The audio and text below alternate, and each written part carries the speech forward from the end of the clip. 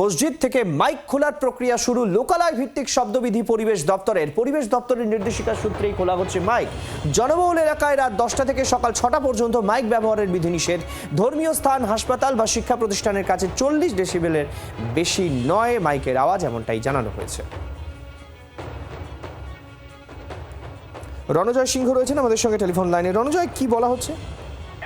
হ্যাঁ, সৈকত, প্রথমে বলে রাখি, মালদা জেলার বেশ কিছু মসজিদ যেখানে জনবহুল এলাকার মধ্যে রয়েছে, মূলত হরিশ্চন্দ্রপুর এলাকার একটি মসজিদে, সেখানে কিন্তু পুলিশ যায় এবং সেখানে বেশ কয়েকটি মাইক বসানো ছিল মসজিদের মধ্যে। পুলিশ গিয়ে তাদের রিকোয়েস্ট করে যে সেই মাইকগুলি খুলে দেওয়ার জন্য, এবং ওই মসজিদের যারা কর্মকর্তা রয়েছেন তারা পুলিশের রিকোয়েস্টের পর কিন্তু তারা নিজেরাই স্বেচ্ছায় মাইকগুলি খুলে নেয়।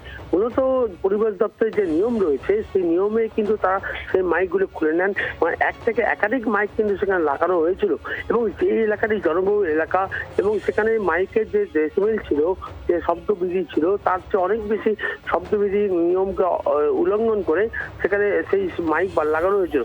ফলে পুলিশের তরফ থেকে সেই মাইকগুলো খুলে নেওয়া হয়, এবং এই ঘটনা দিয়ে কিন্তু মালদা জেলার যে রাজনৈতিক পরিবেশ রয়েছে, মূলত তৃণমূল কংগ্রেসের মোথাবাড়ি বিধানসভার যে বিধায়ক রয়েছেন নজরুল ইসলাম, তিনি এই বিষয়টি নিয়ে নিয়ে সামাজিক মাধ্যমে যে বার্তা দিয়েছেন, মূলত বিভ্রান্ত যাতে না ছড়ানো হয়, গুজব যাতে না ছড়ানো হয়, যে সকল এলাকায় সুপ্রিম কোর্টের নির্দেশ অনুসারে যে নিয়মাবলী রয়েছে সেই নিয়মাবলীর জন্য কোনো রকম উল্লঙ্ঘন না হয়, সেই কারণে কিন্তু সেই নির্দেশিকা দেওয়া হয়েছে। এবং সেই কারণে বিভিন্ন এলাকায় যে মসজিদগুলি রয়েছে সেখানে মাইক খোলার ক্ষেত্রে কিন্তু তিনি বলেছেন প্রশাসন মাইক খুলতে আসলে যেন সেই বিষয়টি তার কাছে জানানো হয়, তারপরে পুরো পরিস্থিতির উপর তিনি পর্যবেক্ষণ করবেন, তারপর পুলিশ প্রশাসনকে জানাবেন।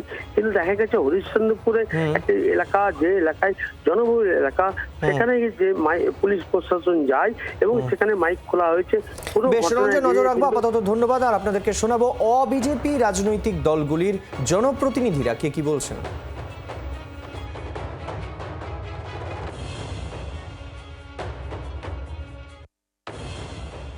মসজিদের মাইক বাজবে, আর একদিকে আর একটা কমিউনিটি 3 দিন 4 দিন ধরে অন্য কমিউনিটির জোরে আওয়াজ হবে, এটা তো হতে পারে না। আমরা এটার বিরোধিতা করছি।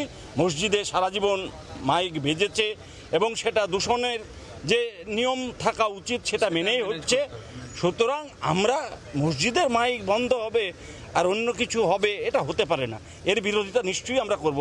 আগেই বলেছি, মাইনরিটি কমিউনিটির খেলাফে যদি এই সরকার কোনো কিছু করে, আওয়াজ আমরা তুলব, বিরোধিতা করব। পুলিশের পক্ষ থেকে কোনো রিটেন অর্ডার কপি বা নোটিফিকেশনের কোনো কপি দেয়নি। প্রশাসনের পক্ষ থেকে একটা অংশ যেভাবে ভয় দেখিয়ে এক প্রকার ধুমকি দিয়ে বন্ধ করানোর চেষ্টা করছে, মাইক খোলার চেষ্টা হচ্ছে ধর্মস্থানগুলো থেকে, এর আমরা পরিপন্থী। কোনো যদি নির্দেশিকা থাকে, নির্দেশিকার মধ্যেই থাকবে, নির্দেশিকার বাইরে যাবে না। যেভাবে থানা বা প্রশাসনের মাধ্যমে থ্রেট করা হচ্ছে, ডেকে এক প্রকার থ্রেট করছে, এটা কোনোভাবেই মেনে নেওয়া যায় না। এর বিরুদ্ধে আমি খুবই তাড়াতাড়ি কলকাতা হাইকোর্টে যাচ্ছি। 1 এপ্রিল 1996 উনি ডেসিবেল বেঁধে দিয়েছেন, মাইক নামাতে বলেন। কে পুলিশ? কে অধিকার দিয়েছে? কে? মন্দিরের লোকদের থাকুন দেখি, থাপ্পড় মেরে গালটাল লাল করে দেবে কেউ আগে। মসজিদের ইমামদের থেকে থ্রেট করছেন, उतार लो, शर्म नहीं आती आपके खिलाफ केस होगा, हाईकोर्टे दाঁড় করাবো আপনাদেরকে। যদি কোর্ট এই অর্ডার, সুপ্রিম কোর্টের অর্ডার আছে। রাজ্যের পঞ্চায়েত মন্ত্রী দিলীপ ঘোষ কি বলছেন শুনুন। রাজ্যের সমস্ত যে মসজিদ সেখান থেকে মাইক খোলার নির্দেশ দেওয়া হয়েছে, কারণ দূষণ নিয়ন্ত্রণ পর্ষদের পুরো নির্দেশিকা, এবং সেখানে বলা হচ্ছে সমস্ত জায়গায়। এর আগে অনেক জায়গায় খোলা হয়ে গেছে, মসজিদ নয় মন্দির বা এই ধরনের যেখানে সার্বজনিক স্থানে মাইক বাজে সাধারণ লোকের অসুবিধা হয়, সব জায়গাতে নামিয়ে নেওয়া উচিত। কোথাও এদের অধিকার দেওয়া হয়নি মাইক লাগাবার। বাংলার আওয়াজ, বাঙালির আবেগ, জি 24 ঘন্টা।